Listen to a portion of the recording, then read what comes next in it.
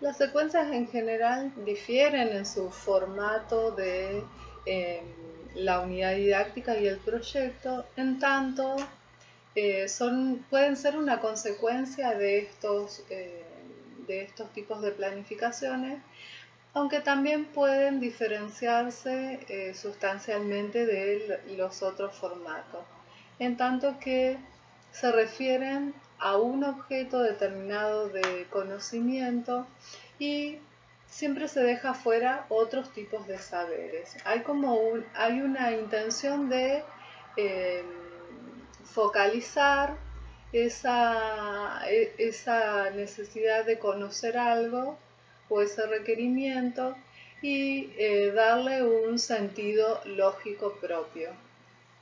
Hay distintas formas de denominar a las secuencias. Nos podemos encontrar con la idea de itinerarios, de recorridos, de sucesión, de trayecto, de tramo.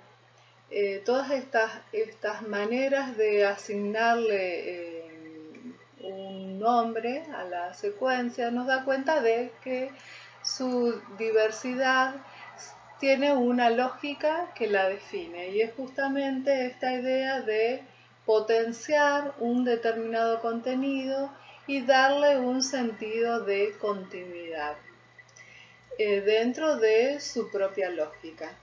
Lo cierto es que las secuencias se pueden desprender del proyecto o también de las unidades didácticas, así como también pueden generarse como una propuesta diferenciada dentro de la grilla mensual que se propone como parte de los contenidos, ¿no? Para poder llegar a los contenidos.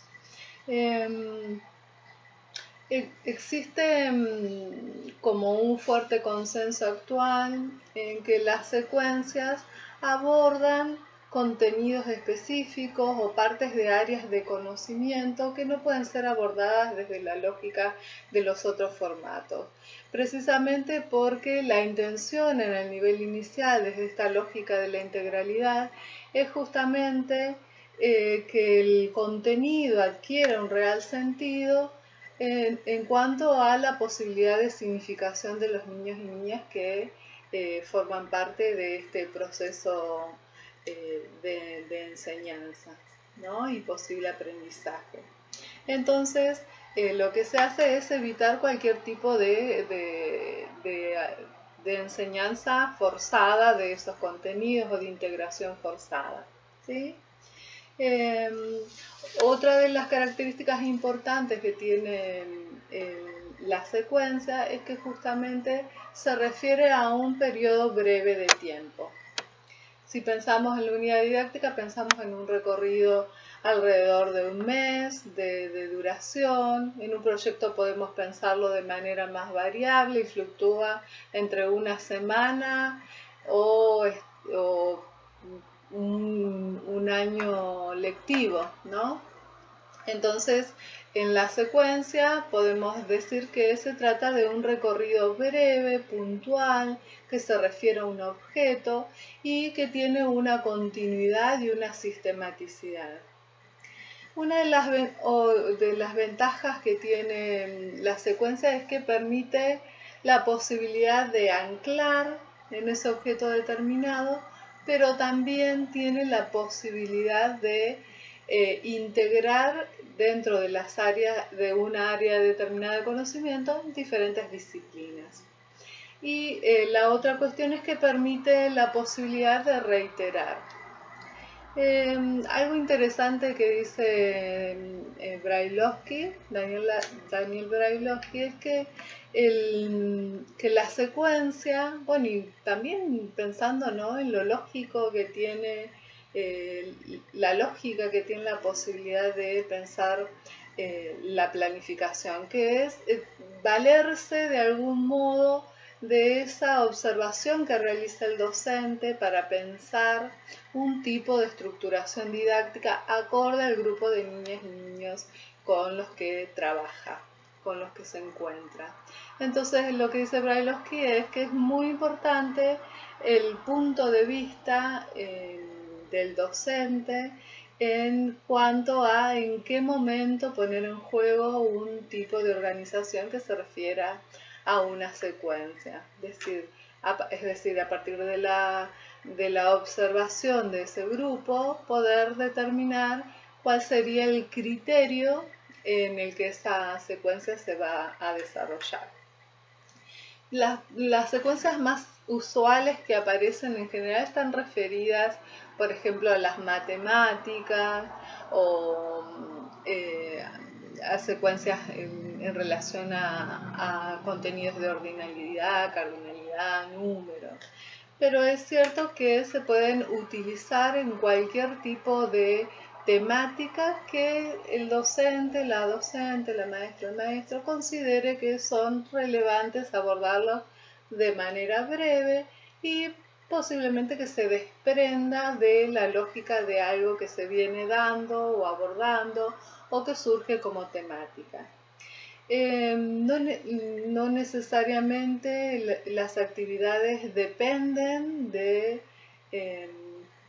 el accionar del niño o de la niña. Es importante pensar que una secuencia puede estar dada íntegramente por el docente y el niño solo actuar desde el lugar de espectador, desde el lugar de disfrute de una situación en la que concurren nuevos conocimientos, existe la posibilidad de nuevos aprendizajes, pero el lugar del niño adquiere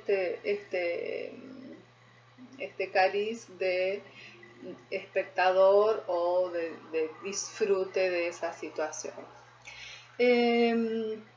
También pueden haber secuencias en relación a festejos específicos, entonces una conmemoración o un festejo determinado dentro de la sala se convierte en una secuencia de acciones ordenadas que pueden ser ligadas a un momento final de ese desenlace fiesta, conmemoración. Y en el otro sentido también se pueden secuenciar acciones que se desprendan, por ejemplo, de una unidad didáctica que implique un recorrido o una salida. Entonces, en ese momento se hace necesario poder indicar cuáles son esa serie de acciones que son necesarias para poder llegar a esa salida. ¿Sí? Esa sería como otra de las posibilidades de las secuencias.